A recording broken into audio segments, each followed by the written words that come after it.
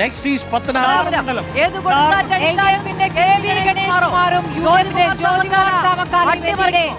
അനിൽകുമാറും തമ്മിൽ മത്സരിക്കുന്ന ഇടമാണ്. Jyothikumar Chamakkala, K B Ganesh Kumar, S Anilkumar. Jyothikumar Chamakkala കേരളത്തിന്റെ ഉണ്ടാകട്ടെ, ഒരു കല്യാണം ഉണ്ടാകട്ടെ, ഒരു കുട്ടി ജയിക്കട്ടെ, ഒരു കുഞ്ഞ് ജയിക്കട്ടെ എന്താണെങ്കിലും അവിടെ തന്നെയാണ് വ്യക്തി. നമ്മൾ ചർച്ചയ്ക്ക് വിളിക്കുന്ന സമയത്തെ പത്തനാപുരത്ത ചർച്ചകൾ വരാറില്ല. പത്തനാപുരത്ത് കേന്ദ്രീകരിക്കുന്ന ചർച്ചകൾ വരാറില്ല. അങ്ങനെ കൂടിയുണ്ട്. കേരളത്തിലെ KSRTC സ്വകാര്യവൽക്കരിക്കുന്ന രീതിയിലേക്ക് കാര്യങ്ങൾ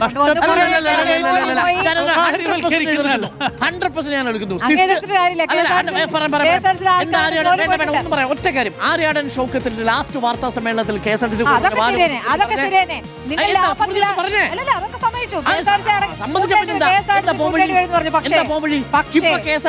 സ്വകാര്യവൽക്കരിക്കലാണോ എന്ന് ചോദ്യമുണ്ട്.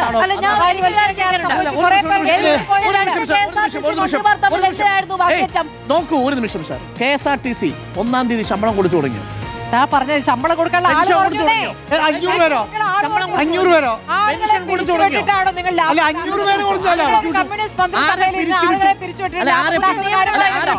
പുതിയ നിയമനം ഉണ്ടായിട്ടുണ്ടോ? സ്വിഫ്റ്റിലല്ലേ പുതിയ നിയമനം വന്നിരിക്കുന്നത്?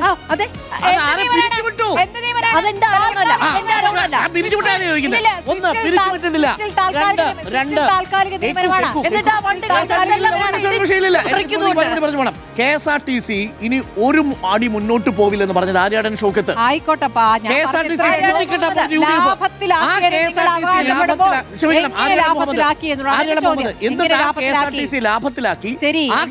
ലാഭത്തിലാക്കി മാത്രമേ ഉള്ളൂ. ശരി,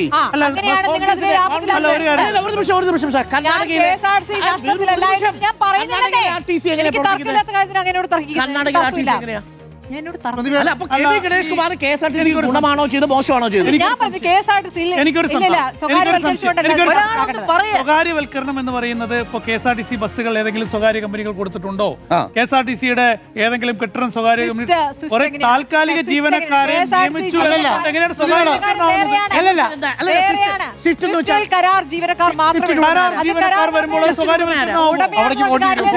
അതിന് സംവിധാനം എങ്ങനെ പ്രവർത്തിക്കുന്നത്?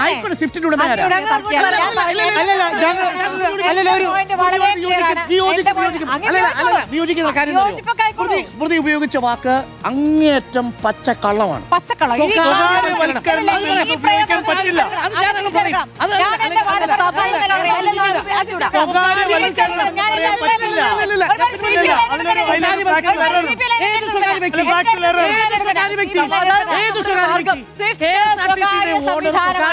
സ്വിഫ്റ്റ് സ്വകാര്യ സംവിധാനമായിട്ടാണ്.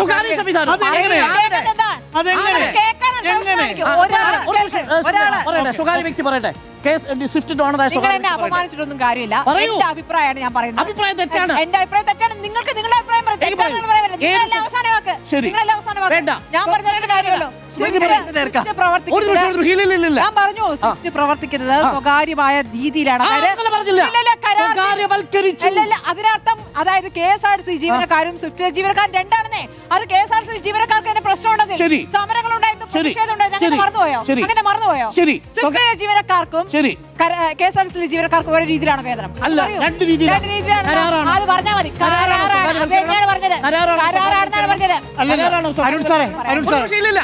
എനിക്കറിയണ്ടോ? എനിക്ക് ഇത്രേ പറയാൻ സൗകര്യമുള്ളൂ. ഞാൻ പോയിന്റ് ക്ലിയർ ആക്കി കഴിഞ്ഞു.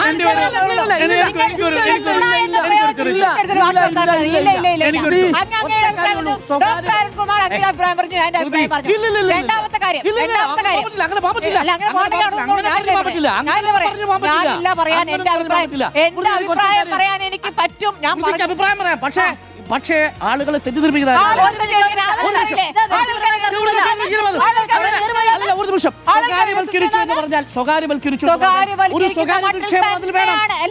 നിക്ഷേപമുണ്ടോ സ്വിഫ്റ്റിൽ? ഇത് നോക്കുന്ന നിക്ഷേപമുണ്ടോ സ്വിഫ്റ്റിൽ? ഞാനൊന്നും പറയുന്നത് അല്ല, ഞങ്ങൾ കൂടി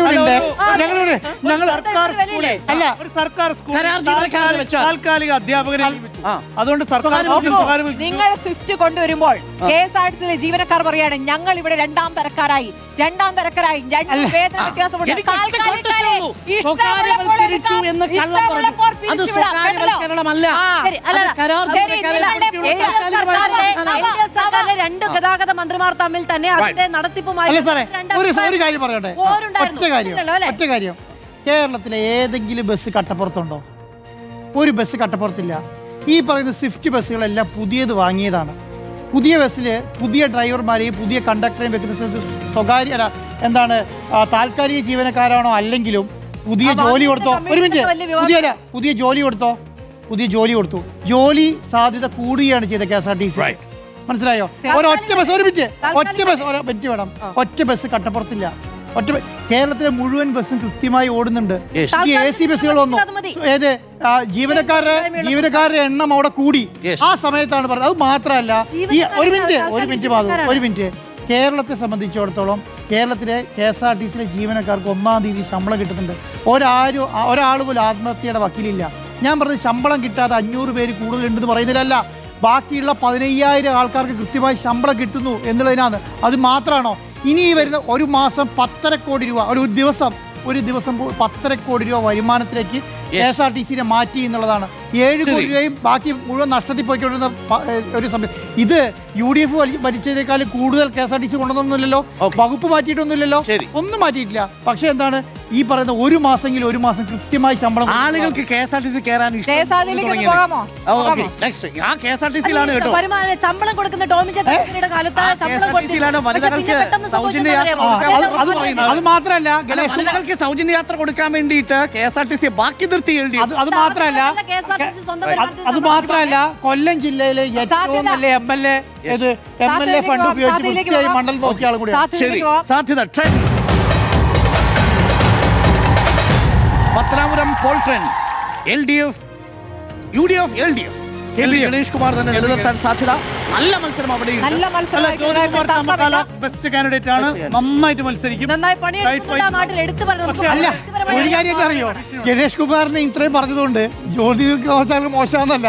നല്ല കാൻഡിഡേറ്റ് മാത്രമല്ല, അതിന്റെ കാര്യം അറിയോ, ഈ KB ഗണേഷ് കുമാർ എങ്ങനെയാണോ R ബാലകൃഷ്ണപിള്ള കൊട്ടാരക്കര മണ്ഡലം നിലനിർത്തിയത്, സമാനമായ രീതിയിലാണ് പത്തനാപുരത്തെ പരിപാലിക്കുന്നത്. രണ്ടു തമ്മിൽ ബന്ധമുണ്ട്. അതിനെ മറികടക്കാൻ നൈഷാപൂറ്റിക്ക് പറ്റിയത് മറ്റൊരു സാഹചര്യത്തിലാണ്. അതിവിടെ ഇല്ല. മാത്രമല്ല, ജ്യോതികുമാർ ചാമക്കാലയ്ക്ക് പ്രചരണത്തിലൊരു പാളിച്ച പറ്റിയെന്ന് വിശ്വസിക്കുന്ന ഒരാളാണ്. എന്താണെന്ന് വെച്ച് കഴിഞ്ഞാൽ മുഴുവൻ ശ്രദ്ധ ഇങ്ങോട്ട് പോയി KB ഗണേഷ് കുമാറിന്റെ സ്വകാര്യമായ കുടുംബ പ്രശ്നത്തിലേക്ക് ഫോക്കസ് ചെയ്തു. അനൗൺസ്മെന്റിലടക്കം അവിടെയാണ് പാളിച്ചത്. അല്ല, പക്ഷേ നോക്കൂ, ആ തെരഞ്ഞെടുപ്പിന്റെ പ്രചാരണ കാലയളവിലെ മാത്രം കാര്യങ്ങൾ വെച്ചുകൊണ്ടല്ല പത്രാപുരം വിധി എഴുതുക. ഞാൻ വളരെ ആധികാരികമായി പറയുന്നു, കഴിഞ്ഞ തവണ കൗണ്ടിംഗ് നടക്കുമ്പോഴും ഒരേ ഒരു ഘട്ടത്തിൽ ജ്യോതികുമാർ ചാമക്കാല മോളിൽ വന്നിരുന്നു. അവിടെ രണ്ട് കാര്യങ്ങളുണ്ട്. ഒന്ന്, NSS വോട്ട് നിർണായകമാണ്. ഒറ്റ വിഭാഗം മാത്രം. അത് ജ്യോതികുമാർ ചാമക്കാലയുമായി ബന്ധപ്പെട്ട ആൾക്കാരും കൂടി ഉണ്ടല്ലോ അതിനകത്ത്, നമുക്കറിയാവുന്നല്ലേ. ബാക്കി